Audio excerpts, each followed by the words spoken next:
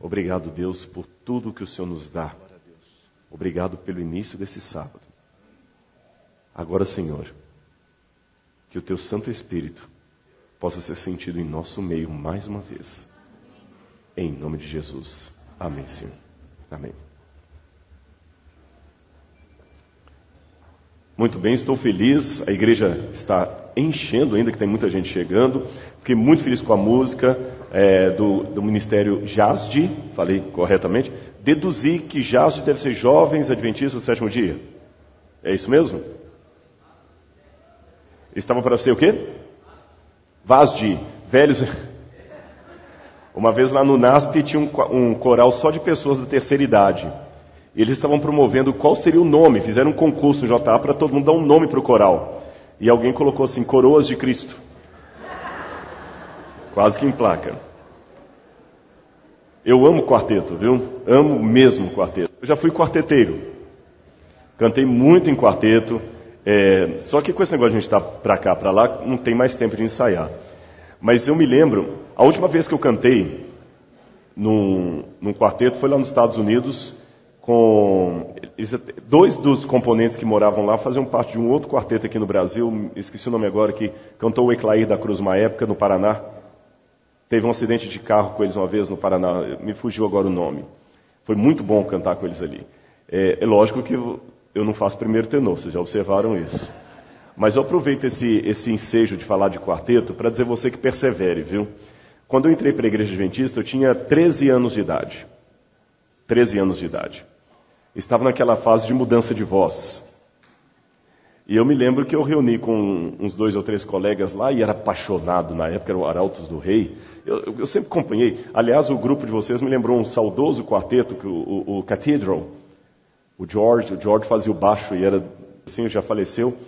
E naquela época a gente quis fazer um quarteto. Ensaiamos felizes.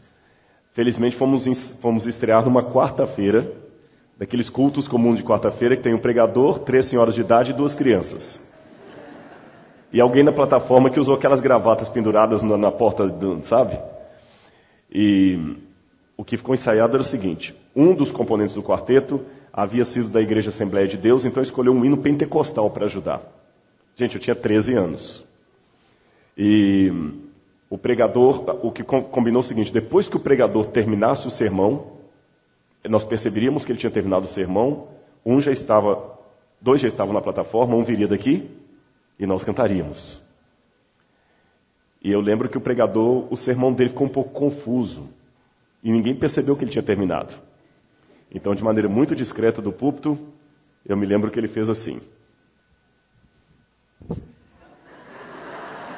Era o sinal para os 2 da plataforma.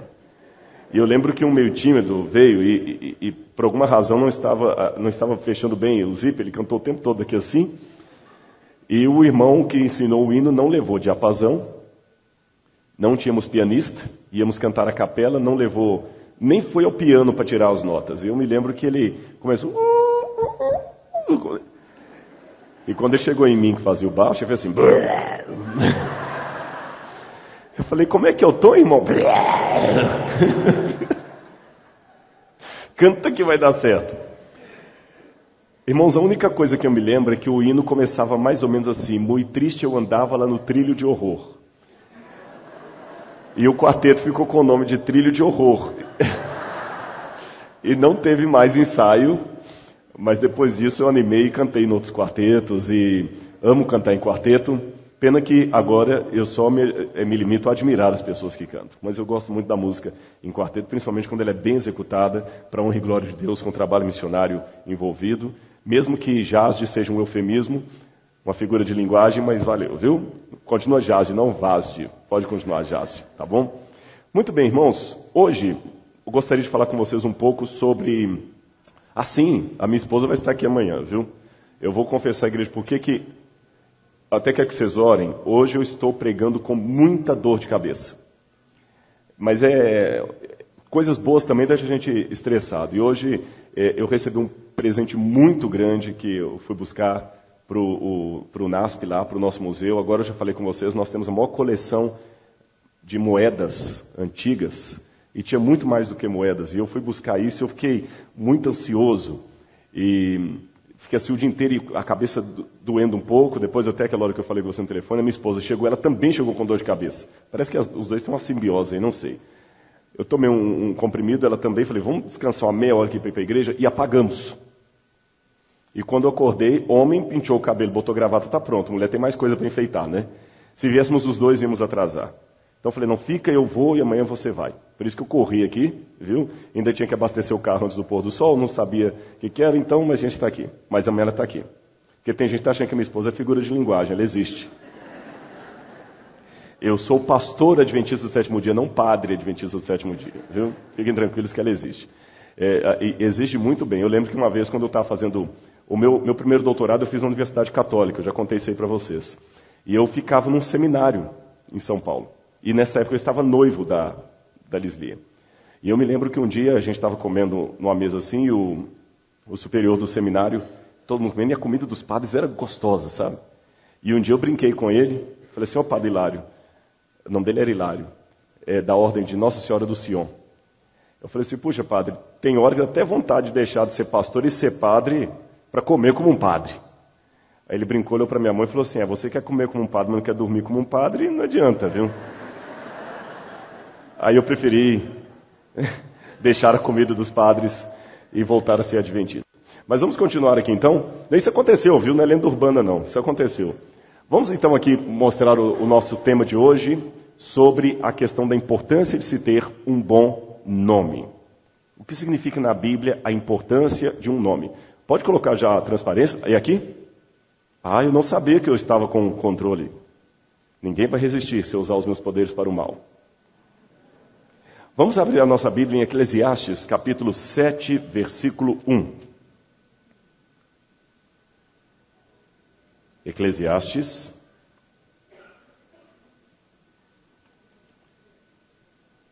capítulo 7, versículo 1.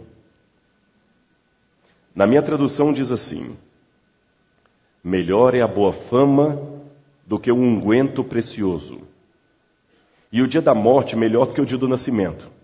Essa segunda parte aqui, não assustem, Salomão tinha essa mania de colocar as coisas assim meio ao revés. Eu não vou falar dessa última parte porque não é meu tema hoje, eu quero falar da primeira. Melhor é a boa fama do que o unguento precioso. No original hebraico, a palavra boa fama está o bom nome, Shem Tov, em hebraico, Shem Tov. Melhor é o bom nome do que o unguento, do que o perfume mais precioso. O que a Bíblia quis dizer com isso? Qual a importância de um nome no Oriente Médio? Nós temos hoje muita gente que fala da importância de ter um nome limpo. Você vê sempre propagandas daquilo ali, né? Nome sujo, SOS, aluga o meu nome hoje mesmo. Então, brincar de tirar o nome do SPC à parte, hoje na nossa cultura também existe uma importância muito grande em relação ao nome. Aliás, existe até uma lei brasileira, o artigo 55, eu peguei rolando pela Guilherme de Souza. Ela falou assim, desculpa, o senhor é gago? Ele falou assim, não sou não, mas o meu pai era, o escrivão não percebeu. Então acabou notando errado. Bom, falando de nomes importantes e a importância dele, deixe-me contar para vocês a história deste homem.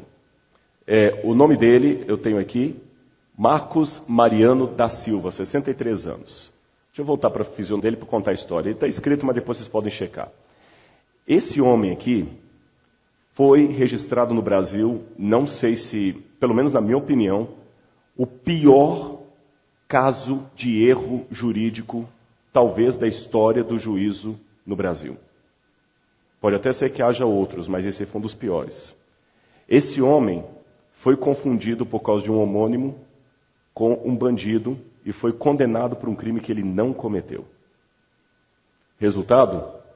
Ele foi preso em 1976. Acusado injustamente de homicídio, simplesmente porque ele tinha o mesmo nome do homem que havia cometido o assassinato. Esse homem só apareceu 6 anos depois. Então ele ficou 6 anos preso. Só que em liberdade, ele foi novamente colocado na prisão 3 anos mais tarde, ao ser parado numa blitz. Depois ele ficou mais não sei quantos anos preso, nessa segunda vez. Na cadeia ele contraiu tuberculose, perdeu a visão, ficou cego na cadeia. A esposa, primeiro esposo, o abandonou. E ele só foi liberto recentemente. E o Estado foi condenado a pagar-lhe uma multa de 2 milhões de reais como indenização. E por essas ironias estranhas da vida, ele conseguiu uma segunda esposa. Quando ele recebeu a notícia de que o Supremo Tribunal havia ratificado a indenização, a esposa falou assim: meu bem, o Estado vai ser obrigado a te pagar os 2 milhões. Ele, que bom. Entrou para o quarto e morreu. E a família parece assim que, psicologicamente, ele só esperava ter um nome limpo para poder morrer em paz. Imagina que erro crasso que custou anos e anos, 19 anos que ele ficou na prisão ao todo. Se somar as duas fases ali, 19 anos na prisão. Por um crime que não cometeu e com o nome sujo. E eu vi a reportagem da entrevista desse homem, antes de morrer, quando ele estava esperando ainda o recurso do Estado. Ele falou assim: a única coisa que eu quero é ter a certeza que as pessoas saibam que eu não cometi aquele crime. Eu quero ter o meu nome limpo. Mesmo na nossa cultura, como é importante o nome limpo.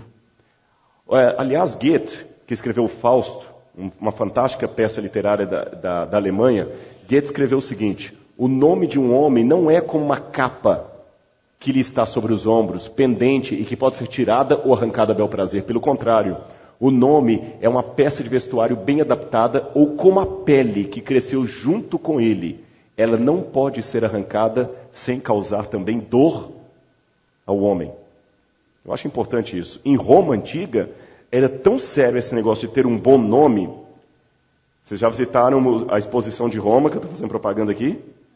Tem que ir lá, hein? E lá tem alguns painéis, lá, os que foram eu mostrei lá, que mostra a cena do casamento, como este aqui.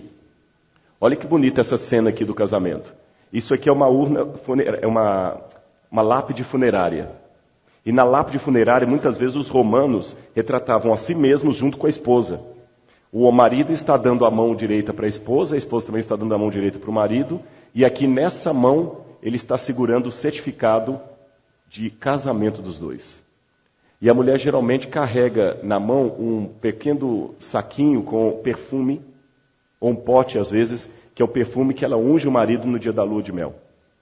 E ela também tem a aliança, o dedo que ela coloca na mão. E tinha um significado interessante no dia do casamento, que a mulher sempre virava para o homem e falava algo mais ou menos assim: ub tu caius, ub ego caia, que traduzindo significa o seguinte: aonde você for chamado Caio, eu serei chamado Caia. Lá nessa exposição do MASP, eu não sei se vocês perceberam, por exemplo, tinha um casal lá que o homem chamava-se Vinícius e a mulher chamava Vinici. Então era um costume assim, é como se a mulher no dia do casamento, o marido chamasse Mário, ela falava assim: aonde você for chamado de Mário, eu serei chamado de Maria. Eu sei que pode ter um pouco de machismo nisso, por que não faz o contrário? Mas lembre que é uma outra cultura, eu estou apenas acentuando a beleza dela querer carregar o nome, a importância de um bom nome, de um nome limpo. E na Bíblia, pastor, já que eu estou falando dos nomes hoje, qual que é a importância do nome na Bíblia?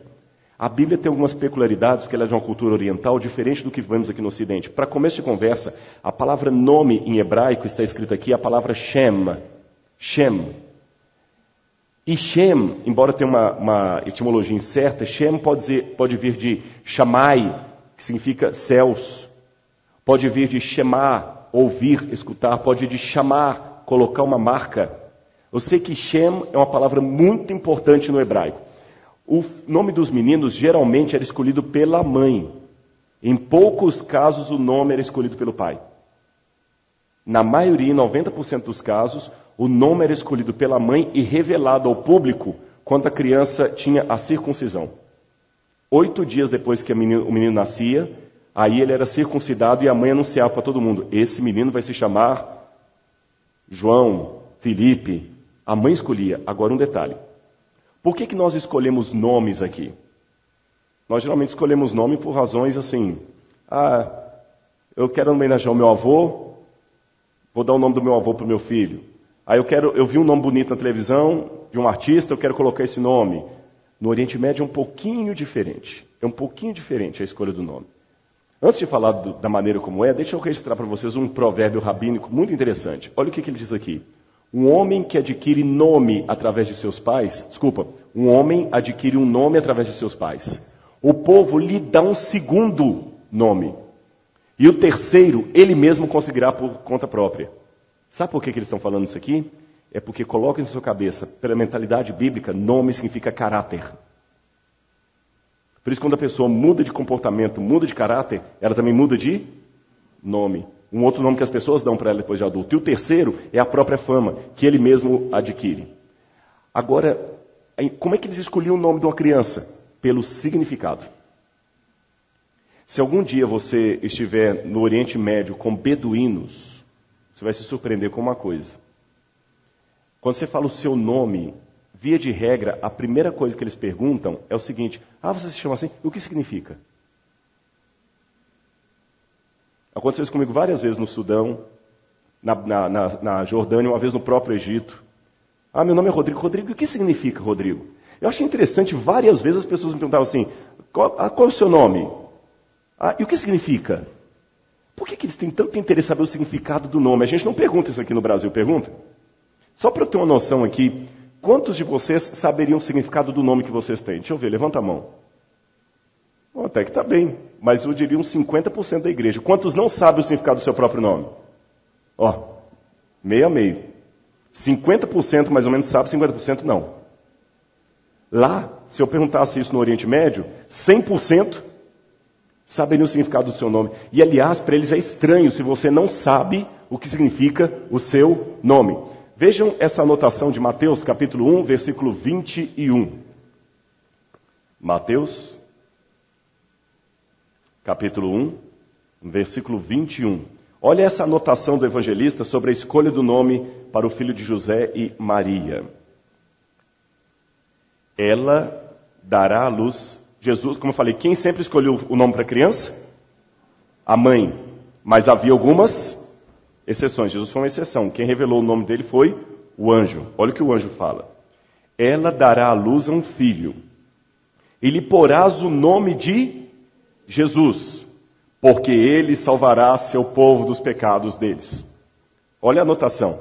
Ele vai ter que chamar Jesus, porque ele vai salvar o povo dos pecados deles. O nome Jesus, em hebraico, Yeshua. Em aramaico, Yeshua. Yeshua significa o Senhor salva. Shua é o verbo salvar, tanto em hebraico como em aramaico. Yeshu é a abreviatura do nome sagrado de Deus, que eu vou mostrar daqui a pouquinho para vocês. Então, Yeshua, Yahweh salva, o Senhor salva. Todo mundo que falava aramaico já sabia que Jesus significava isso. Então, o anjo só dá a explicação. Ele vai chamar Jesus, por quê? Porque ele salvará o seu povo dos pecados deles. Vamos continuar aqui a nossa explanação. E como é que poderia então ser escolhido? Que circunstâncias ajudavam um pai a decidir um nome? Eu já falei com vocês, um nome era escolhido pelo significado. Eles não escolhiam um nome para você porque achou bonitinho. Eles escolhiam um nome com base no significado. Tá, e o que determinava o significado do nome? Tinha várias circunstâncias. Por exemplo, a forma, o contexto no qual uma criança nasceu poderia levar o pai a escolher um nome por causa do contexto. Exemplo, Benoni. Benoni significa filho da minha aflição. Vocês se lembram que Raquel estava para morrer? E ela falava assim, coloca no menino o nome de Benoni. Ben, filho. Oni, aflição. On, aflição. I, minha. Filho da aflição minha. Aí quando ela morreu, o Jacó falou assim, não vai chamar filho da minha aflição, não. Vai chamar Benjamim, ou Beniamim em hebraico. Filho da minha mão direita. Filho da minha destra. Outra situação. Rubem. Rubem significa assim, menino. É uma exclamação. Interessante, né? Ben, em hebraico, é filho. Bar, em aramaico, é filho. Então, por exemplo, como é que é o nome daquele salteador que foi colocado junto com Jesus ali? Rabás, filho de Rabás. Como é que era o sobrenome de Pedro? Simão Simão Pedro não, Pedro era apelido. Simão Bar Jonas. Bar Jonas, Simão, filho de Jonas. E Ben também é filho, só que em hebraico. Ben é filho, só que em hebraico. Então ali, ó, Ben, menino, filho, um menino, um filho. Isaac, que em hebraico fala Itzak. Itzak significa riso. É porque, engraçado, você sabe que cada cultura coloca diferente as expressões de latido, de riso. Por exemplo, a gente que é brasileiro, quando quer falar de dor, a gente fala assim, ai, e escreve ai. Americano escreve out.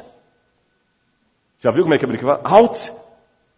Cachorro, a gente fala que o cachorro faz uau, uau. O americano diz que o cachorro faz vuf, vuf. É aquele late em inglês, é claro.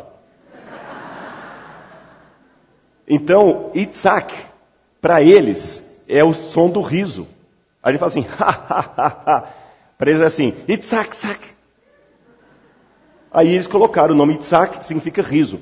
Como Sara deu risada quando Deus falou que ela ia dar à luz, por causa dessa circunstância, o nome do menino passou a ser Itzak, riso.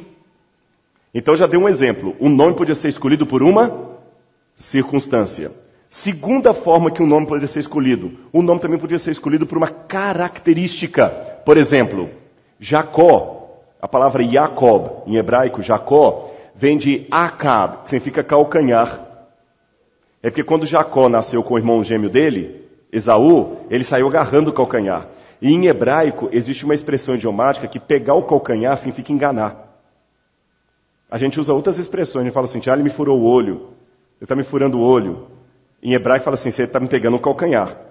Por isso que no Gênesis fala sobre a serpente, e Jesus fala o seguinte, ela lhe ferirá o calcanhar, vai tentar enganá-lo, mas ele lhe esmagará a cabeça. Então Jacó significa calcanhar, o enganador. Outro, Esaú. Esaú pode vir de Seir, que significa peludo. Peludo. Tomé, não tem um dos discípulos de Jesus que chamava Tomé? Tomé, Teoma, significa gêmeo. Gêmeo. Outra forma que o pessoal podia escolher o nome, pela natureza. As tamareiras eram tão bonitas, aí o pai resolvia aquelas palmeiras lá, vocês viram várias tâmaras lá, né? Minha filha vai se chamar Tâmara. Outro exemplo, Jonas de Ioná, significa pomba. Débora, significa abelha. Raquel, ou Rachel em hebraico, Rachel, significa ovelha. Ari, leão. Caleb, cachorro. Caleb significa cachorro. Leá, vaca selvagem. Eu sei que... Eu espero que não haja ninguém chamado Leia aqui. O nome também pode ser uma sentença. Por exemplo, Abraão, pai de muita gente. Tem um menino lá no livro de Isaías, fala assim, nos profetas menores, fala assim, Lo-ami, não meu povo. Povo, e meu, não, Lo-ami, não meu povo. Elimelech, Eli, Deus, Melech, rei. Deus é rei. Ou meu Deus é rei. Eli, meu Deus é rei. Abimeleque, meu pai é rei. Icabod, foi-se a glória. Joel, Deus é rei. Jeová, Javé é Deus. Então vocês já viram os exemplos de como é que o nome podia ser escolhido? Agora, e o sobrenome? Na época da Bíblia as pessoas tinham sobrenome, igual a gente tem aqui no Brasil? Tinham. Mas não era bem desse jeito que a gente tem, não. O sobrenome era feito também de algumas maneiras. Primeiro, filiação. Porque raciocina. Tem um rapaz chamado Davi. E o outro também chamado Davi. Olha, foi o Davi que fez isso. Qual dos Davis? Então, uma das maneiras de diferenciar as pessoas era colocando o nome do pai. Ah, esse aqui é Davi, filho de Jessé. Ah, então você não está falando do Davi, filho de Isaac. Não, é o Davi, filho de Jessé. Ah, eu pensei que era o Davi, filho de Isaac, que mora do lado da casa de Davi, filho de Jonas. Não, é o Davi, filho de Jessé. Então, uma das maneiras era o filho, Bar-Jonas, Simão Bar-Jonas. Simão, filho de Jonas. Caifás, o nome completo dele é Yosef Bar Caifa. José, filho de Caifás. E daí por diante. Aí você vê a importância da genealogia. Por quê? Raciocina comigo. O meu avô chamava-se Edmundo. O meu pai chama-se Wilson. Você poderia no Oriente Médio falar o seguinte: esse aqui é o Rodrigo, filho de Wilson. Mas, com o passar do tempo, poderia correr o risco do nome do meu avô ficar esquecido. Então, eles poderiam falar Rodrigo, filho de Edmundo, mesmo que eu fosse neto. Entenderam? Para não esquecer o nome do avô. Aí você vê a importância da Bíblia colocar toda aquela genealogia, porque a genealogia diz quem você é. Eu já fiz menção para vocês de um livro que a minha esposa está lendo, de uma moça fugiu agora, do Marrocos, acho que era Marrocos, que a avó ficava obrigando a decorar o nome dos ancestrais. E fala com ela assim, no momento assim: se você esquecer o nome dos seus ancestrais, você não é ninguém, você desaparece. Diferente, né? Acho que poucos aqui sabem o nome do tataravô. Lá você é obrigado a saber, senão você não é ninguém. Mas o sobrenome podia ser escolhido de outra maneira. Profissão. Profissão. Por exemplo, na Bíblia fala Alexandre o Latoeiro. A Bíblia fala de Simão o Curtidor. A Bíblia fala de um outro Simão Mago, Sóstenes, o principal da sinagoga. Um sobrenome também podia vir da procedência, da cidade.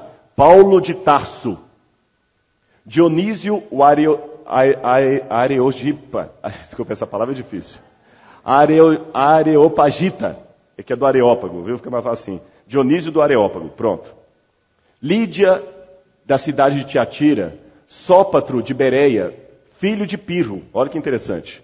Simão Cirineu, não foi aquele que ajudou Jesus a carregar a cruz? Simão Cirineu, que era da cidade de Cirineia.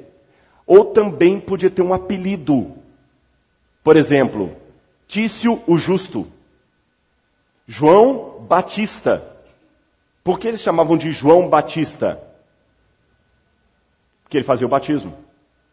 Emanuel, não é um dos apelidos de Jesus? Jesus tinha um apelido de Emanuel, que significa Deus conosco. Outro apelido, Cordeiro de Deus. Eis o Cordeiro de Deus, tira o pecado do mundo. Outro apelido, Tomé falava Tomé o Dídimo.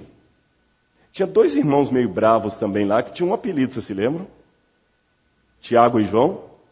Quem se lembra qual é o apelido deles? Filhos do Trovão. São apelidos que tinham na época. Bom, já aprendi então sobre o sobrenome. Falhou aqui agora. Não funcionou. Não sei se tem uma... Ok? Ok. Já aprendi sobre o sobrenome, já aprendi como é que o nome é escolhido. Agora vamos um pouquinho mais. Eu falei com vocês que o nome representa o caráter. O nome representa a própria pessoa. Tanto é que tem uma expressão em hebraico, que eu coloquei no Salmo 9, verso 5 e Provérbios 10, verso 7, que apagar o nome significa matar a pessoa. Se eu estivesse falando em hebraico antigo aqui com vocês e dissesse assim, eu vou apagar o seu nome, eu vou matar você. Olha, por exemplo, o Salmo. Repreendes as nações, destróis o ímpio, para sempre apaga-lhes o nome. Outro, a memória do justo é abençoada, mas o nome dos ímpios apodrecerá. A gente tem gírias no Brasil, né? A gente fala assim, ele deu tiro no pé, eu estou morto de cansado, ela vai penar na minha mão, ele vai comer na palma da minha mão. Esse também tem expressões idiomáticas na Bíblia. E apagar o nome significa matar a pessoa. Vocês estão vendo com esse contexto qual a importância de um nome? Eu vou dar um exemplo arqueológico para vocês do que significa apagar o nome. Essa aqui é a máscara mortuária de um faraó muito importante no Egito, que ele foi o faraó monoteísta, Akhenaten, ou Akhenaton. Ele era o pai de Tutankhamon. Tutankhamon é mais famoso, né? O pai de Tutankhamon. Essa é a máscara mortuária que estava na múmia dele. Mas vocês estão notando que está faltando uma coisa naquela máscara mortuária? Ela seria toda de ouro. Mas se você prestar bem atenção aqui, o que aconteceu aqui? O rosto foi cortado. Por que os egípcios faziam isso? Olha lá, o rosto foi cortado. Tiraram o rosto da máscara mortuária. E não só isso. Aqui deveria estar o nome do faraó. Eles apagaram. É porque o Egito acreditava que no mundo dos mortos, o deus Anubis ia abrir o seu esquife para tirar a sua múmia para levar para um dos mortos. Só que para ele saber quem era você, o deus Anubis ia olhar duas coisas. A máscara mortuária e o seu nome. Se você não tem nome e não tem máscara mortuária, o deus Anubis não reconhece você, você não vai ter vida depois da morte. Então, para os egípcios, apagar o nome significa matar a pessoa nessa vida e na vida por vir. Eu vou dar mais um exemplo para vocês. Olha aqui um relevo de Amon Amenirdes. Aqui, essa Amon Amenirdes era uma alta sacerdotisa do Egito. Aqui em cima, está vendo que aqui tem o nome dela escrito? Do lado era para ter o nome do pai. Ela apagou. Ela apagou. Entende de apagar o nome? Por isso que Moisés, um dia também, chegou para Deus e falou o seguinte: Senhor, perdoa esse povo ou apaga o meu nome do livro que o Senhor escreveu. Mate-me, faça com que eu deixe de existir. Em Deuteronômio 12, 2-3, também fala da destruição e fala o seguinte: apagarei o seu nome daquele lugar. Então na Bíblia o nome é uma coisa tão séria que apagar o nome significa matar a pessoa. Vamos dar mais alguns exemplos sobre a questão de apagar o nome na Bíblia. Apocalipse 3, verso 5. A Bíblia diz assim: o que vencer será vestido de vestes brancas, e de maneira nenhuma riscarei, apagarei o seu nome do livro da vida. Entende no contexto bíblico o significado dessa expressão? Mais um. Apocalipse 13, 6. Aqueles cujos nomes não foram escritos no livro da vida do Cordeiro. Êxodo 32, 3. Aquele que pecar contra mim, a este riscarei do meu livro. Salmo 69, 28. Sejam riscados do livro dos vivos, não tenham registro com os justos. E já fiz menção de Moisés, que um dia, num ímpeto de fúria, implorando a Deus para perdoar Israel, falou: Senhor, perdoa o seu pecado, senão risca-me, peço-te do livro que tens escrito. Puxa, pastor, que sério. Então quer dizer que apagar o nome é matar a pessoa aqui no porvir? Exatamente. O nome é a própria identidade da pessoa, o caráter da pessoa. O nome é o próprio caráter. No Antigo Oriente Médio existe uma coisa sem nome é uma coisa que não existe. Tanto é que tem um documento antigo chamado Enuma Elish, que foi encontrado na Suméria, e ele conta a criação da Terra, escrito há mais de 4.000 anos. Aqui tem um pedacinho do Enuma Elish, com a inscrição cuneiforme. E o Enuma Elish começa assim: quando nas alturas os céus não tinham sido chamados pelo nome. O que significa isso? Não tinham sido criados, não existiam.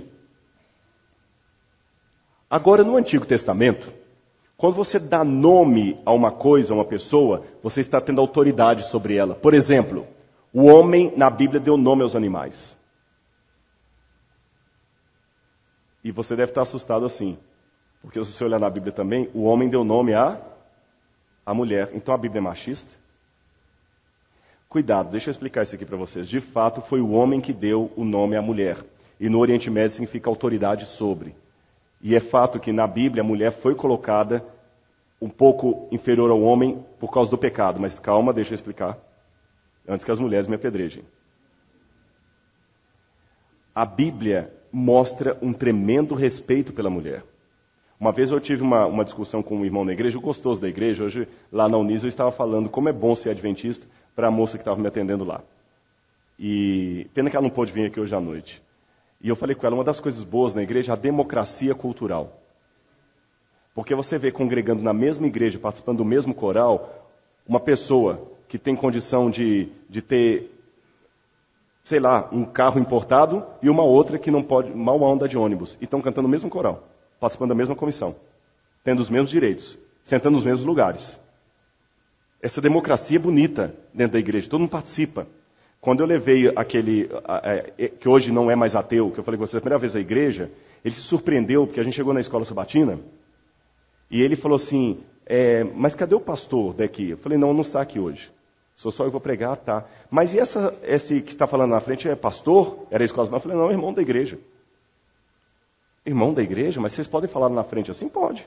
E nós da escola sabatina, e estão passando, são todos irmãos, e aquela também é pastora? Não, é irmã da igreja. Todo mundo participa. Ninguém aqui é formado em teologia, não sei eu. Então eu falei, a democracia da liturgia, todo mundo participa. Então deixa eu falar com vocês aqui sobre a importância da mulher na Bíblia. Assim, nisso que eu falei, eu discuti com esse irmão, que ele estava com uma ideia um pouquinho distorcida. Ele falou assim, pastor, a mulher é inferior ao homem. A Bíblia diz isso. Eu falei, não diz, irmão. Mas claro que diz. A mulher foi criada depois do homem. Então, logicamente, a mulher é inferior ao homem. Eu falei, irmão, você não está entendendo bem a Bíblia. Se o fato da mulher ter sido criada depois do homem significa que ela é inferior ao homem, então o homem é inferior aos animais, porque ele foi criado depois dos animais. Sabe por que a Bíblia coloca a mulher criada por último? Na mentalidade hebraica, quando você tem uma sequência de ações sendo feitas, o principal vem por último. É verdade. No Gênesis, quando você lê o Gênesis em hebraico, que Deus fala que Ele vai fazer o homem, façamos o homem a nossa imagem e semelhança, lá está assim, a imagem de Deus os criou, homem e mulher os criou. E quando você lê no hebraico, no original, por que não está assim na tradução, pastor? É porque nem tudo se traduz, poesia não se traduz. É difícil traduzir alguns pensamentos, mas no hebraico dá a entender o seguinte, Adão foi feito por Deus como se Adão fosse tijolos. Yatzá, é o verbo fabricar. E a mulher fosse a casa. Entenderam a diferença? Adão foi feito, imagina um monte de tijolo, esse é Adão. Aí esses tijolos viram uma casa, é a Eva. Por isso que o homem no hebraico, ele não é completo até a criação da mulher. Ele é um ser incompleto. E Deus também fez algo para Adão. Deus deixou Adão sentir falta de algo que não existia. Primeira e única vez na história que você sentiu falta de algo que não existe. Imagina Adão olhando os animais e vendo que todos estavam com seu par, só ele sozinho. Eu fico imaginando, Deus chegou para Adão e falou, Adão, lembra da pergunta de anteontem? Como pode um Deus onisciente, sinceramente, perguntar, Adão, o que você está querendo? Eu não sei, Senhor, mas alguma coisa não está legal. Mas tudo é perfeito no paraíso. Interessante, tudo que Deus criava, Deus falava o seguinte, e eis que é muito bom, e eis que é muito bom. Chegou um momento, Deus falou assim, não é bom que o homem esteja só. O que você quer, Adão? Pede. O que vocês acham que Adão pediu para Deus? Uma mulher? Não existia. O máximo que Adão poderia ter pedido seria um outro Adão para fazer companhia para ele. O máximo. Aí Deus falou assim, tá bom. Dorme então, que eu vou fazer o que você quer. O que Adão deve ter sonhado naquela primeira dormida? Eu não sei. Mas quando ele acordou, a expressão no hebraico é muito forte. Ele olha para ela e fala assim, esta finalmente. Eu aprendo várias coisas disso. Em primeiro lugar, nós não sabemos pedir. Ainda bem que Deus não atende as nossas orações como nós pedimos. E Deus sempre supera aquilo que nós pedimos. Então a mulher tem uma força muito grande. Agora, quando teve o pecado, aconteceu uma coisa, mulheres, aí vocês vão entender. Os dois estavam em pé de igualdade. E com o pecado, começou a inimizade entre eles, porque Adão começou a acusar a mulher. A mulher que o Senhor me deu, que me fez comer do fruto. Os dois em pé de igualdade. Ia ficar uma luta eterna sempre empatando. Eles iam dividir o planeta Terra, um no metade, outro no outro. Não iam se juntar nunca, não teria procriação. Então, uma das consequências do pecado, Deus teve que fazer um ficar um pouco inferior em relação ao outro. E socialmente a mulher sempre apanhou. Pode olhar, agora vocês estão conseguindo um pouquinho mais de liberdade, mas olha a história feminina. Por que as mulheres tiveram que queimar sutiã em praça pública? Aliás, o próprio fato da mulher ter que garantir o lugar dela significa que não garantiu ainda. Está lutando. Está lutando. Mas poderia ter sido o homem. Ficou a mulher. Agora, não pensem que porque vocês são fracas. Quando a Bíblia fala assim, mulheres, sujeitai aos vossos maridos, não é porque vocês são fracas. Sabe como é que está ali no grego? Mulheres, deixem-se sujeitar. Parafraseando, sem entender a tradução. Não usem a força que vocês têm. A ideia bíblica é que a mulher é a mais forte. Ela é tão forte que ela não precisa da força física. Por isso que fisicamente a mulher é mais fraca, que ela não precisa. Olha, basta você entender o seguinte. Satanás teve que usar toda a astúcia da serpente para convencer Eva a comer do fruto. Eva bastou dizer para Adão assim, quer uma mordida? Quem tem mais poder de fogo? Sabe como é que é mulher em árabe? Mulher em árabe é harim. Harim. E a palavra harim, mulher em árabe, vem da mesma raiz da palavra haram. E haram em árabe tem dois significados opostos. Haram significa intocável. E vale tanto para coisa sagrada como para coisa proibida. As coisas sagradas você não toca para não contaminar. Não diz na Bíblia, não toqueis nos meus ungidos, não toca na arca da aliança para não se contaminar, não toque no que é santo.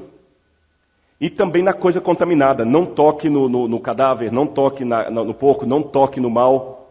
Então o intocável pode ser tanto para coisas sagradas como para coisas profanas. E a mulher consegue incorporar as duas coisas. Por isso que a mulher foi comparada com o povo de Deus. Por isso que a igreja, a mulher que simboliza. Porque o povo de Deus é justamente isso. Ele é santo e profano. Ele é santo e pecador. Casta meretrix, como se diz em latim. Mas a mulher tem uma força muito grande. Muito grande. Ficou claro para vocês? Por isso que depois do pecado você vê Adão dando nome a Eva. Mas antes do pecado ele não deu nome a ela. Isaac também dá os mesmos nomes aos poços que seu pai havia cavado. Quando os danitas conquistaram a cidade de Lechem, eles deram para ela o nome de Dan. Então dar o nome significa ter autoridade sobre. O rei da Babilônia trocou o nome de Matatias por Zedequias. Ao falar do seu senhorio, Deus diz, as nações que são chamadas pelo meu nome, que eu dou o nome para elas. Daniel e seus companheiros também, quando foram para a Babilônia, o que o rei fez? Deu novos nomes. Então, dar um nome significa dar uma autoridade. Dar um nome também significa a fama da pessoa. Quando a rainha de Sabá veio visitar Salomão, ela falou que veio ouvir falar da fama de Salomão, mas no hebraico está, eu ouvi falar do seu nome. No incidente em Babel, os construtores da Torre de Babel disseram assim, vamos fazer um nome para nós. Uma fama. Deus prometeu a Abraão e Davi, que lhes daria uma grande reputação, ou seja, que lhes dar um grande nome. Puxa, se o nome é tão importante para as pessoas, e quanto ao nome de Deus? Aqui eu tenho o nome de Deus escrito em hebraico moderno e em hebraico antigo, e aramaico, Yahweh. Possível pronúncia, Yahweh. Por que eu estou falando possível? Nós não temos certeza como que pronuncia direito o nome de Deus. E pregar o nome de Deus equivale, segundo a Bíblia, a pregar a sua doutrina. Agora, atenção. Não precisa brigar. Não significa que o nome de Deus é Jeová, não. A Bíblia tem vários nomes para Deus. Jeová, Yeshua, tem Elohim, Adonai, Shaddai, Elion Kadosh, El Shaddai, El Elion, Haolam, Yaholá. Então não precisa brigar. Não, o nome de Deus é Jeová, acabou e você tem que chamar Jeová. Jeová é um dos nomes e nem tem certeza se o nome é assim que pronuncia. Eu vou explicar por que a gente tem essa certeza. Deixa eu mostrar para vocês na Bíblia. Quando teve o cativeiro babilônico, os judeus proibiram a pronúncia do nome de Deus. Isso aconteceu mais ou menos 500 anos antes de Jesus. Então ninguém falava mais o nome de Deus. Toda vez que eles iam pronunciar o nome de Deus, eles trocavam. Eles falavam assim, o nome. Entendeu? Por respeito. Ou então, Adonai, Senhor. Por respeito. Os judeus não pronunciavam o nome de Deus por respeito. Agora, de tanto não pronunciar o nome de Deus, o que começou a acontecer? Esqueceram a pronúncia. Tanto é que até hoje, alguns judeus, quando vão escrever Deus, eles escrevem assim, ó. Ou então falam Hashem, o nome. Ou então Adonai. Eles falam assim, se escrever o nome de Deus em um papel, o fogo pode consumi-lo. Não acho que é bem assim não, mas os judeus entendiam assim. E o Jeová, de onde que veio? O Jeová foi o seguinte, com o tempo, ninguém sabia pronunciar o tetragrama sagrado do nome de Deus. Eles falavam no lugar, que palavra? Adonai, que significa Senhor. Aqui está a palavra Adonai em hebraico, ó. Adonai. Então eles pegaram as vogais do nome Adonai e jogaram aqui e virou Jeová. Então Jeová é um nome artificial, montado. Não é que a pronúncia era Jeová. Nem tem letra J em hebraico. Então, com todo respeito aos irmãos testemunhos de Jeová, eles ficam brigando por um nome que foi inventado. Tem alguns também aí que eu já vi que tem o negócio de testemunhos de Yehoshua, que acha que o nome de Jesus também não pode ser usado. Um dia que alguém fala, Yehoshua, Yeshua, você nem está pronunciando correto. Já que você quer pronunciar correto, então pronuncia correto. Então não inventemos. A Bíblia, quando fala assim, não tomarás o nome do Senhor teu Deus em vão, é uma coisa mais séria. Mas só antes de chegar nessa parte, olhe nos documentos antigos como é que o nome de Deus era escrito com reverência. Mesmo para quem não saiba ler hebraico antigo, você percebe que aqui está aquele nome que eu mostrei, que é o nome de Deus. Agora olha que curioso. Isso aqui é um documento encontrado nos manuscritos do Mar Morto. Você está notando que a letra aqui é diferente dessa que eu circulei? Sabe como é que eles faziam? Quando eles iam escrever o nome de Deus, eles trocavam de pena e escreviam com letras antigas. Por isso que o povo não sabia mais ler o nome de Deus. É uma maneira de respeitar. Não vou pronunciar o nome de Deus de qualquer maneira. Como é que as coisas invertem, né? Hoje a gente não pronuncia o nome do diabo. Olha o que a Inquisição, a Idade Média trouxe para a gente. A Idade Média colocou que o nome de Deus você pode pronunciar do jeito que quiser, como quiser. Você não pode pronunciar o nome do diabo. Vocês já notaram que os mais antigos, assim, não, é o dito cujo, é o diacho, é o coisa ruim. Eu lembro que, por exemplo, quando eu entrei para a igreja, eu tomei um susto, que tem um hino da igreja que ele canta assim. Como é que é? Ouve a voz, Jesus te chama. Lembra? Aí tem uma palavra assim, que quem não aceitar Cristo, oh, será cruel desgraça todo mundo. Eu tinha um pavor de cantar isso, porque eu aprendi de criança que não pode falar a palavra desgraça. Vocês já ouviram isso? Não fala o nome da pelada que a pelada aparece. Eu acho que esse conselho não daria muito certo para alguns adolescentes de hoje não, viu? Então não é o dito cujo, é o coisa ruim, é o cão. Que curioso, como é que o Ocidente mudou as coisas por causa da Idade Média? Hoje você demonstra reverência com o nome do diabo. O nome do diabo eu não pronuncio, não. E o nome de Deus fala de qualquer jeito. Interessante, só algo para a gente refletir um pouco. Mais uma vez, o nome de Deus em antigos manuscritos, sempre escrito com letras diferentes. Olha que reverência que eles tinham. Olha aqui, ó, o nome de Deus. E são manuscritos bíblicos datados de antes de Cristo. Bom, isso significa, pastor, que eu não posso nem pronunciar o nome de Deus? Não, não é bem dizer.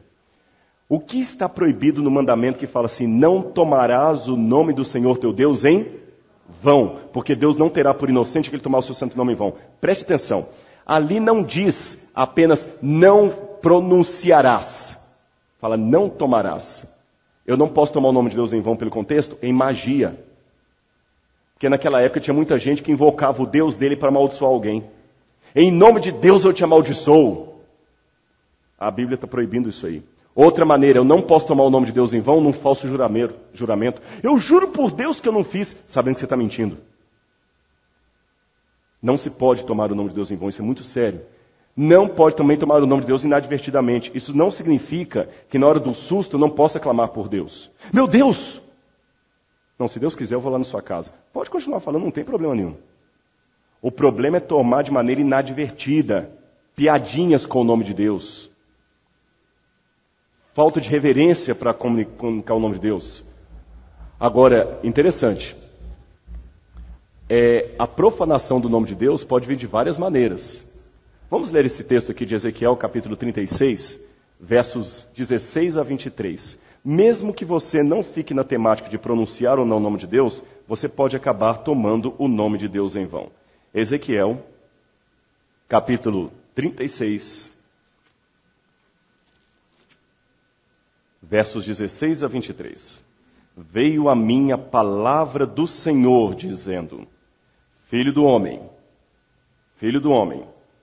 quando os da casa de Israel habitavam em sua terra, eles a contaminaram com seus caminhos e as suas ações com a imundícia de uma mulher em sua menstruação.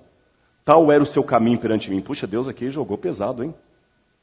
Deus comparou as atitudes do povo com pano sujo de sangue de menstruação. Derramei, pois, o meu furor sobre eles por causa do sangue que derramaram sobre a terra e por causa dos seus ídolos que a contaminaram.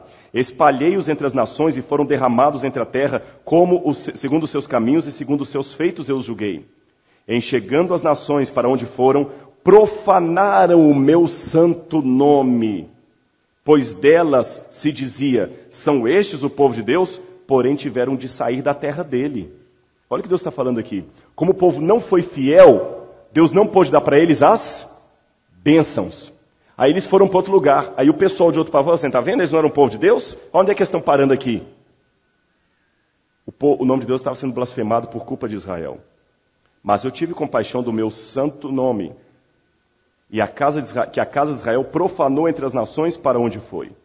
Dize, pois, à casa de Israel, assim diz o Senhor teu Deus, não é por amor de vós que eu faço isso, ó casa de Israel, mas pelo meu santo nome que profanaste entre as nações por onde fores. Vindicarei a santidade do meu nome que foi profanado entre as nações. O que o texto está dizendo? O texto está dizendo o seguinte, Deus tem bênçãos para dar para a igreja adventista hoje e para você que está aqui, que não é membro dessa igreja e nos visita. Mas imagina se o povo adventista não cumprir a parte que lhe corresponde e tiver problema. Lá fora, o nome de Deus será profanado por minha culpa. Imagina alguém debochando lá. Se os crentes falam que Deus... Aquele povo fala tanto de saúde, mas vive doente. Aquele povo fala tanto de saúde, mas vive doente. Porque nós não estamos seguindo as leis de saúde como deveríamos seguir.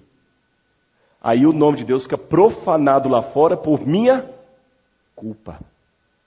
E Deus vai punir. Mas Deus fala o seguinte: por amor do meu nome, não vou deixar isso acontecer não. Sabe o que Deus vai fazer? Se você está aqui dentro e não está se comportando como deve, Deus vai arrancar você e vai colocar outro no seu lugar. Foi isso que está falando aqui na Bíblia. Foi isso que eu li. Então, cuidado. Eu quero contar para vocês a história de uma mulher que ela não aceitou profanar o nome de Deus. Porque, irmãos, se vocês esqueceram tudo que eu falei nessa noite, entenda uma coisa. Profanar o nome de Deus vai muito além de pronunciá-lo ou não pronunciá-lo. Você pode estar profanando o nome de Deus da maneira como você vende o seu carro. Seu carro está para bater o motor, aí você quer dar uma desperta e fala assim: vou passar para frente logo. E chega no vendedor, no comprador em potencial e fala assim: não, o motor está ótimo, refiz tem pouco tempo. Eu nem queria me desfazer desse carro. Você está mentindo. Você está levando o nome de Deus em vão, porque você é um cristão. Você está falando com rudeza e aspereza com as pessoas, está sendo estúpido, você está profanando o nome de Deus. Sabe por quê? Às vezes é o seu comportamento que impede o seu vizinho de aceitar um convite para vir assistir um culto aqui nessa igreja. Eu vou à igreja daquele ali, aí o nome de Deus é profanado por sua causa. Por sua causa. Um teste de fé que muitos de vocês podem ter é o que acontece aqui na porta da igreja com esse bar. Mas estão notando que Deus está sendo bom? Estão vendo o silêncio que está aqui dentro? O barulho começa quando eu estou terminando. Mas quando a gente sai de carro aqui, eu já percebi, tem um jogo de paciência tremendo. Mas se eu sair, sai da frente! Ou buzinando. Aí quando vai lá os crentes lá, fica rezando para Deus e nervosinho desse jeito. O nome de Deus estará sendo profanado por minha causa. Chega 10 minutos atrasado na sua casa, mas tenha paciência. Não deixe que o nome de Deus seja profanado, porque você está impaciente com o carro. Eu vou voltar à história de Marie Durand. Marie Durand, com 18 anos, ela foi levada à prisão na Torre de Constance com mais 30 jovens, só porque ela era huguenote. Huguenote era uma religião contrária à religião católica e que, portanto, era perseguida naquele tempo. Todos os huguenotes eram mortos se não se retratassem. Como Marie Durand tinha sangue real, eles a pouparam. Ela não seria morta, mas foi confinada a uma prisão, uma torre, a masmorra de Constance. E lá naquela torre, ela e mais 30 jovens, 18 anos, na flor da idade, ela estava noiva e o noivo ficou. Eles só falaram com elas assim: escuta, vocês vão ficar livres a hora que vocês só falarem uma frase. Je abjure, eu renego. Renegue a fé huguenote. Se vocês se lembrarem do segundo sermão que eu fiz no domingo, eu contei para vocês sobre a perseguição que a Bíblia foi proibida na Europa de ler. É nessa época. E os huguenotes pregavam a Bíblia escondido. Os huguenotes, os albigenses, os valdenses. Então bastava ela falar o seguinte: eu nego a minha fé, e ela estaria livre. Irmãos, ela não negou a sua fé. Ela ficou 38 anos numa masmorra. Essa mulher aqui só foi libertada em 1768. Aqui nós temos uma imagem dela envelhecendo por 38 anos numa masmorra, que teria um espaço de 1/4 do espaço que vocês têm aqui. Imagine durante 38 anos você ficar numa sala equivalente a 1/4 do espaço que temos aqui. E o banheiro, pastor? Tudo era feito na base de urinóis, sem nenhuma higiene. O banho de vez em quando dava um balde para elas passarem 38 anos. E a comida, que era mais uma lavagem, era jogada por baixo da porta. No frio, elas não tinham cobertor, tinham que dormir no chão. Não podiam receber visita da família. Não tinham contato nenhum com o mundo exterior.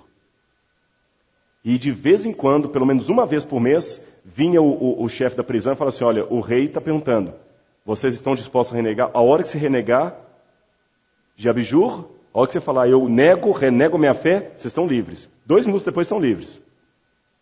E ela olhava para a Bíblia, a única coisa que ficou com ela na prisão, falou, não posso. Não posso.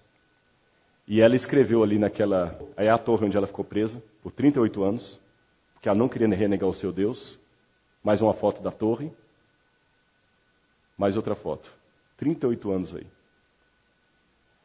Ela escreveu, num dos tijolos da torre, uma palavra em francês. Está escrito errado aqui, register.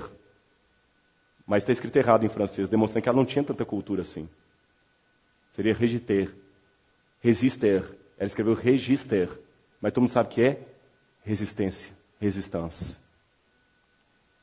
E quando eles a libertaram dali, que ela já estava 38 anos ali, não casou, perdeu tudo, saiu cheio de doença, morreu pouco tempo depois. Eles, ao desativarem a Torre de Constance, descobriram um tijolo onde ela escreveu a palavra resistência. Resistir. E esse tijolo foi parar no Museu Huguenot hoje. Gente, quando eu olho a fotografia desse tijolo, eu fico entendendo o que significa não levar o nome de Deus em vão. Eu fico entendendo. E eu pergunto a você, você está disposto a não levar o nome de Deus em vão? Como se ganha um clássico numa partida de futebol? Não é na hora do jogo, não. É nos treinos. São os treinos que definem o clássico. São os treinos que definem a vitória final. Quando você estiver vendendo o seu carro, você está treinando a sua fidelidade a Deus ou não. Quando você estiver diante de uma mulher que não é sua esposa, ou de um homem que não é seu esposo, e pintar um clima, a sua fidelidade demonstra se você honra o nome de Deus ou não. Quando você estiver no comércio tratando as pessoas, o seu comportamento demonstra se você honra o nome de Deus ou não. E estas coisas são um treinamento para o dia que você talvez tiver que passar aquilo ali pelo nome de Deus. Eu tomei uma decisão na minha vida. Senhor, todos os dias. Não por mim mesmo, como dizia John Huss, quando eu olho para mim mesmo eu não vejo como me salvar, mas quando eu olho para a cruz de Cristo eu não vejo como me perder. Senhor, tem misericórdia de mim. Não permita que eu profane o seu nome. Ainda que eu esteja numa situação como de Marie do Rei. Olha bem essa pedra. E eu termino dizendo que foi porque ela escreveu resistir numa pedra, que ela está entre aqueles que o Apocalipse diz que Deus vai dar um nome novo. Aliás, a palavra, interessante que no judaísmo, a palavra martírio, que eles falam, Kiddush Hashem, significa santificar o nome de Deus. Kiddush Hashem. E Jesus fala assim, ao que vencer no Apocalipse, eu lhe darei uma pedrinha branca. E nesta pedrinha, escrito um novo nome, que só quem recebe conhece. Não significa que se aqui no Brasil você chama Francisco, no céu você vai ter outro nome. O que significa um novo nome? Uma nova realidade, um novo contexto. Isso que significa o Apocalipse. Também fala assim, aquele que vencer terá sobre a sua face o meu nome escrito. Eu quero ter um novo nome no céu. Não no sentido que eu vou trocar Rodrigo por outro. Eu quero ter uma nova realidade, uma nova experiência. Porque eu quero santificar o nome de Deus. E aí, mediante esse estudo que eu compartilhei com vocês, eu entendi um pouco melhor o que significa fazer o Pai Nosso dizendo, Pai Nosso que está no céu, santificado seja o teu nome. Que o teu nome não seja profanado, nem pelos de fora, nem por mim, nem por eles por culpa de mim. Que eu honre o teu nome, Senhor. Não é questão de pronunciar ou não pronunciar simplesmente, mas nas minhas atitudes dizer a quem eu pertenço. Pense na fé de Marie Durand. Ela não tinha mais coragem do que ninguém aqui, mas uma coisa eu lhe garanto. Na hora da opressão, Deus vai dar para você a força que você mesmo não tem. Eu sei que você tem medo, mas fique tranquilo. Deus vai estar com você. Um menino uma vez estava querendo puxar um armário pesado, e o pai chegou à porta e olhou e falou assim, o que você está fazendo, filho? É, papai, é que meu carrinho que eu lá atrás, eu quero levantar isso aqui para tirar. Força? Eu estou fazendo força. Força? Eu estou fazendo, pai. Você tem usado toda a força que você tem aí para levantar esse armário? E o menino impaciente respondeu, claro que eu tenho, o senhor não está vendo? Não usou, não. Você não me pediu ainda para te ajudar? Você tem usado toda a força que você tem para ser fiel a Deus? Eu quero confessar uma coisa diante da igreja aqui. Eu aprendi com um velho professor, já falecido, que humildade não é um menino bonito dizer que é feia, nem um rapaz inteligente dizer que é burro. Você não é mais responsável pelos dons que Deus te deu do que pela cor dos seus olhos. Humildade é a moça bonita admitir que é bonita, mas atribuir isso para honra e glória do nome de Deus. O rapaz inteligente admitir que é inteligente, curtir a bênção que Deus lhe deu e atribuir para honra e glória de Deus. Dentro desse espírito, eu digo para vocês que eu fico muito feliz de ver todos vocês parados, ouvindo eu falar aqui quase uma hora. Eu louvo a Deus por isso, mas eu sei da responsabilidade que isso tem. E eu peço todo dia, peço que vocês orem por mim e por todos os pastores. Senhor, não permita que eu escandalize o teu nome com o meu comportamento. Sabem por quê? Eu termino contando uma última história para vocês. Uma vez na Bélgica, havia uma cidade, e essa cidade tinha um costume um pouco interessante. As pessoas tinham a lavoura longe da cidade, 3, 4 quilômetros distante dali. E a rotina deles todos os dias era a seguinte: eles acordavam cedo, andavam uns 3, 4 quilômetros até a lavoura, trabalhavam o dia inteiro na lavoura. Quando chegavam no finalzinho da tarde, eles voltavam para casa, conversavam um pouco, faziam uma refeição comunitária e dormiam. Todos os dias era assim. Até que um dia mudou-se para aquela cidade um circo. Desses circos itinerantes que vão de cidade em cidade. E a rotina dos cidadãos mudou. Agora, antes de dormir, eles assistiam um espetáculo que os palhaços do circo faziam. E os palhaços eram muito engraçados. Nova rotina, muito simples. Acordavam cedo, 3, 4 quilômetros a pé, trabalhavam onde? Na lavoura o dia inteiro, voltavam para casa, assistiam os palhaços, riam bastante, iam dormir, no outro dia começavam tudo de novo. Ocorreu que num belo dia, estava seco, e o mato com fácil combustão começou a pegar fogo. As pessoas estavam longe na lavoura trabalhando, nem sabiam que o fogo estava se alastrando fora da cidade. E os palhaços? Os palhaços estavam no trailer, se aprontando para o espetáculo da noite, colocando aquele nariz de palhaço, a maquiagem, a peruca, vestindo aquela roupa toda que alguém tem que ajudar. Quando um olhou para o outro e falou assim: você está sentindo cheiro de fumaça? Estou. Olharam pela janelinha do trailer. Está pegando fogo lá em cima. E o fogo está descendo no mato, o fogo vai chegar na cidade em pouco tempo. Vamos apagar esse fogo? Não, a gente não dá conta de apagar esse fogo. A gente tem que chamar o povo para nos ajudar. Então vamos lá, vamos lá. E começou a tirar a roupa e o companheiro: não dá tempo. Até a gente tirar tudo isso aqui, vamos correr assim mesmo. Essa é uma história verídica, viu? Essa é uma história verídica. E lá foram os 2 palhaços estrada fora, correndo desesperados, para avisar o povo que a cidade estava em iminente destruição. E os palhaços correram, e quando o povo estava trabalhando lá na lavoura, alguém se surpreendeu vendo lá na poeira 2 palhaços coloridos pulando e gesticulando e correndo e gesticulando e correndo. O que vocês acham que o pessoal fez? Começou a rir. E os palhaços gritavam desesperados: fogo! A cidade está pegando fogo! E o povo ria. Era muito engraçado. E quanto mais os palhaços gritavam e alertavam, mais o povo ria. A história diz que o incêndio foi tremendo, a perda total, queimou a cidade, queimou o circo, todos saíram no prejuízo. Quando o mestre contava uma parábola, ele perguntava ao auditório: o que vos parece? Eu também vou fazer a pergunta para vocês. O que parece a vocês? Onde está o problema? Com a mensagem ou com os mensageiros? Pois todas as vezes que eu digo que Jesus em breve voltará, há visitas em nosso meio que vieram aqui porque sabem que os adventistas têm alguma coisa para falar para eles. E uma das coisas principais que eu tenho para dizer para você é que Jesus vai voltar. Só que se eu não vivo como alguém que está esperando Jesus voltar, vai parecer que tudo não passa de uma piada. Eu digo que eu amo Jesus e amo o meu semelhante, mas eu não vivo como alguém que ama. Eu falo da reforma de saúde, mas eu brinco com reforma de saúde, faço piadinha da reforma de saúde. Eu estou sendo um palhaço com a mensagem correta. o máximo que eu arranco das pessoas são gargalhadas. Eu gostaria que a Rafaela viesse aqui à frente para cantar um hino final. E hoje eu faço um apelo um pouco diferente de reconsagração a vocês. E a mim também. Eu espero em nome de Jesus que o sagrado nome de Deus seja honrado pelas minhas ações. Que o povo de fora não brinque com o nome de Deus por minha culpa. E eu não quero, irmãos, ser um palhaço com a mensagem correta. Eu não quero arrancar apenas gargalhadas e risos. Eu quero arrancar conversões. E isso não é obra só do pastor, não.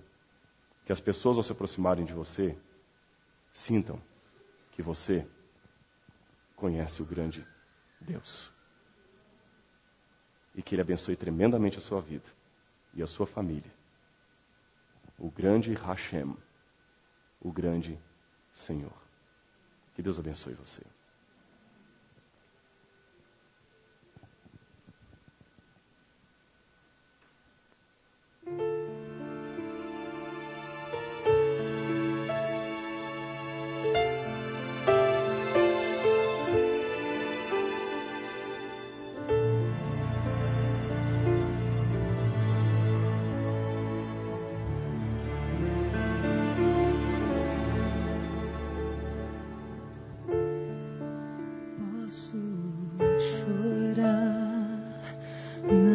Consigo mais guardar. Será que a minha alegria virá de manhã?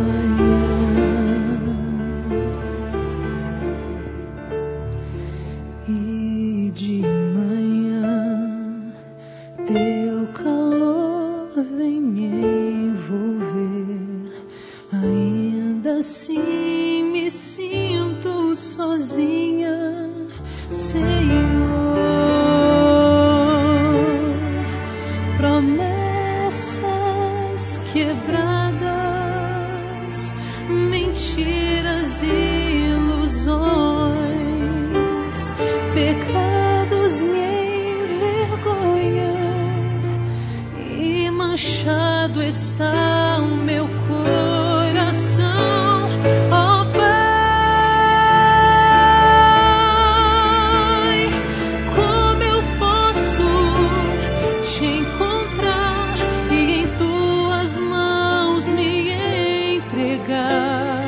Minha vida aqui está, ó Pai. Não dá mais pra esperar. Agora é tempo de recomeçar.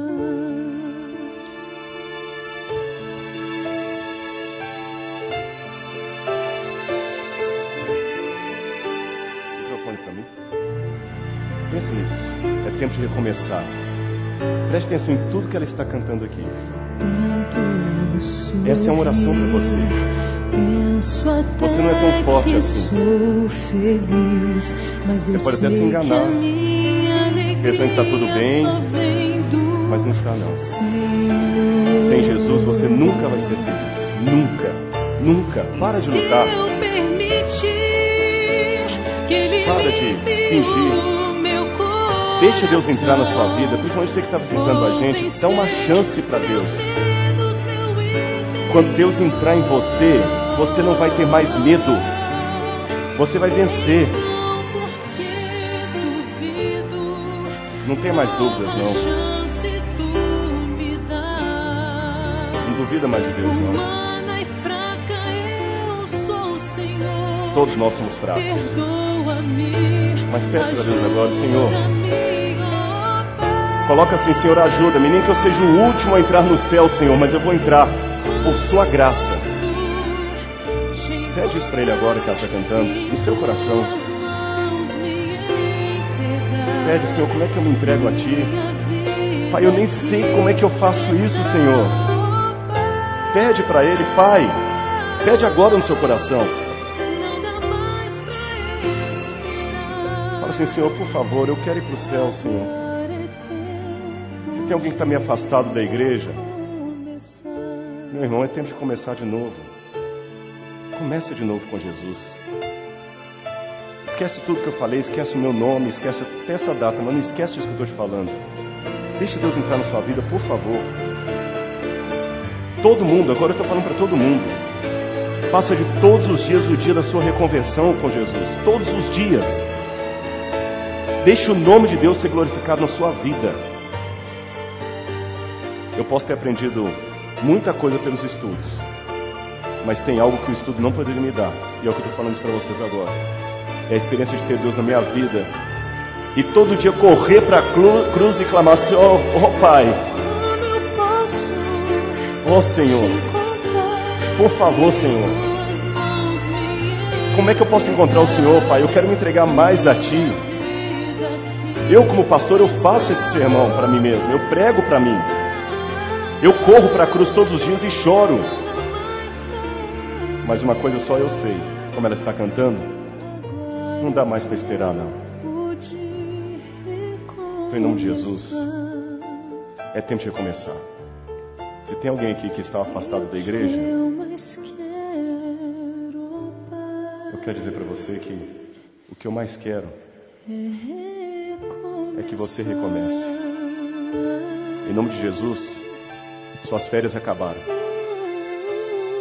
Volta para a igreja. Volta para Deus. É tempo de recomeçar. Em nome de Jesus. Amém. Vamos ficar em pé e transformar essa melodia numa prece. Senhor, eu falei o que o Senhor colocou no meu coração para falar. E a Rafaela também, Senhor, cantou, pedindo que o Senhor use a música, o que eu falei e a Tua palavra para atingir os corações. Ah, Senhor, quantas vezes nós estamos aqui, mas com medo, Pai.